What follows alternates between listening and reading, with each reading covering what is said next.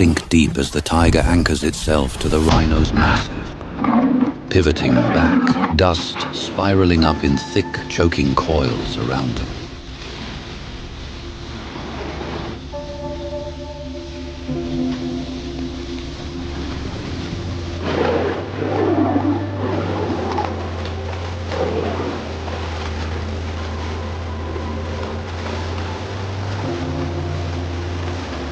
His breath heavy in the parched air. He circles his target with a lethal, calculated grace. Every time the tiger tries to slip to the flank, the rhino swings with him. Two shadows locked together, mirroring movement for movement.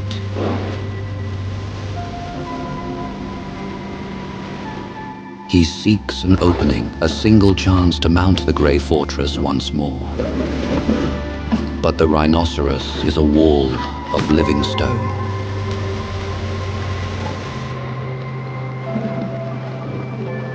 The rhino ensures the predator stays fixed within its field of vision.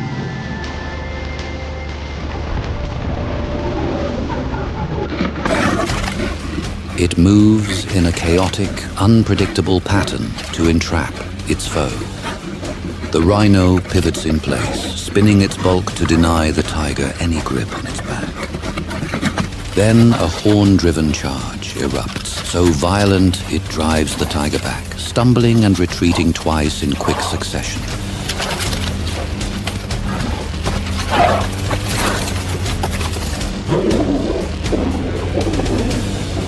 A rhino's eyesight isn't its strength. Its smell and hearing are, so it fights like a tank that reads vibration and scent through the dust. The tiger counters, fangs and claws sinking into the thick grey hide. Yet the rhino's skin is loose and incredibly resilient. The tiger's most violent efforts seem to amount to nothing. It appears the immense energy he is investing is entirely in vain. He began this encounter with the supreme confidence of a king. Now he is being humbled by an ancient, unyielding power. The rhinoceros is not confused by the tiger's speed or agility. Each failed lunge bleeding his energy dry. With a single head snap, the rhino can drive its horn like a spear, goring, lifting, and tossing an opponent before they can even reset. He has dangerously underestimated the titan standing before him. The circle tightens one more time. Predator and titan locked in a staring contest where the first hesitation could decide everything. One last horn blast drops the tiger, forcing a rethink. He sinks low to the ground, shoulders tight, eyes locked upward, and commits to a brutal new idea: strike from below, reach the throat. The softer seam beneath the grey armor where the skin isn't built like a shield. For a heartbeat, it looks clever. Then the rhinoceros answers with raw certainty.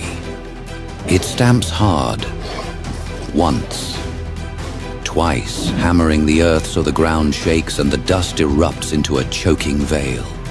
The stamping isn't panic, it's control. A warning turned into pressure, pinning the tiger's nerves as much as his body.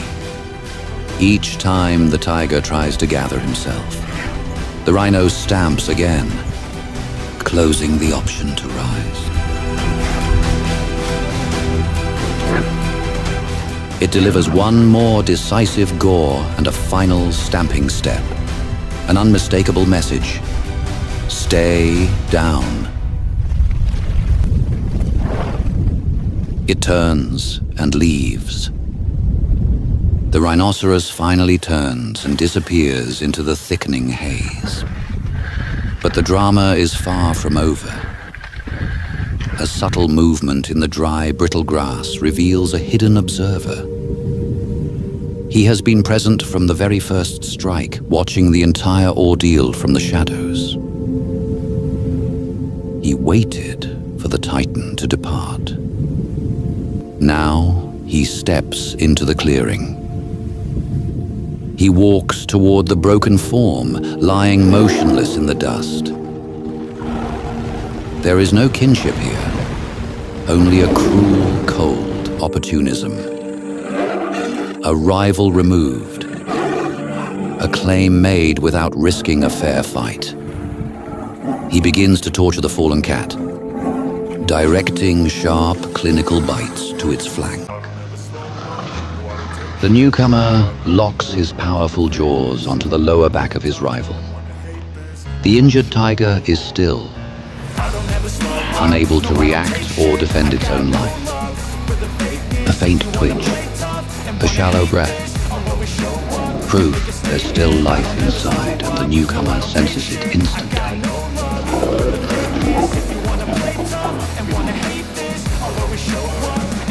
He begins to pull, dragging the heavy weight across the arid ground. He fears the return of the rhinoceros and seeks the cover of the brush. In the seclusion of the thorns, the opportunist settles over the body. He delivers a series of savage, fatal bites to the vulnerable neck. No wasted fury now. Only ruthless efficiency, biting where it ends fastest, refusing to let the fallen cat rise even an inch. He holds on until the life is finally extinguished. The victor leaves the lifeless remains and slips away into the silence of the bush. It is the undisputed master of the Indian forest. Tigers rarely kill one another because direct conflict carries extreme risk. But opportunity can change that restraint. When a rival becomes injured, weakened, or unable to defend its territory, the balance shifts. In those moments, a tiger may act not out of aggression, but calculation, reclaiming space critical to survival.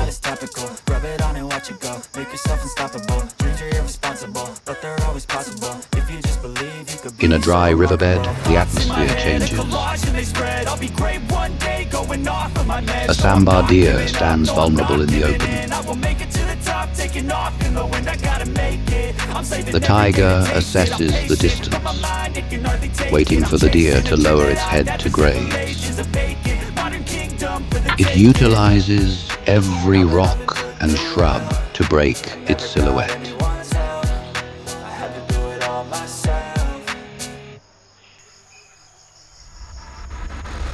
Then, the sudden launch. The sambar attempts to turn, but the predator is already upon it. Over half a ton of force hits the deer, bringing it to the ground instantly. A precise bite to the throat severs the windpipe and stops the blood flow to the brain. The struggle is over in a matter of minutes. From the safety of the trees, the langur monkeys watch the predator claim its prize.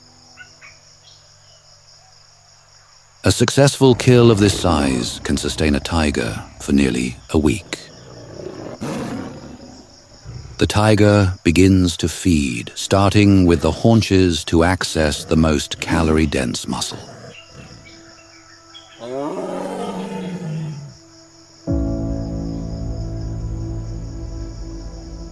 In this unforgiving wilderness, the cycle of life is written in blood and shadow. The Bengal tiger remains the silent ghost of the forest. This individual will spend his life patrolling a range that may overlap with several females.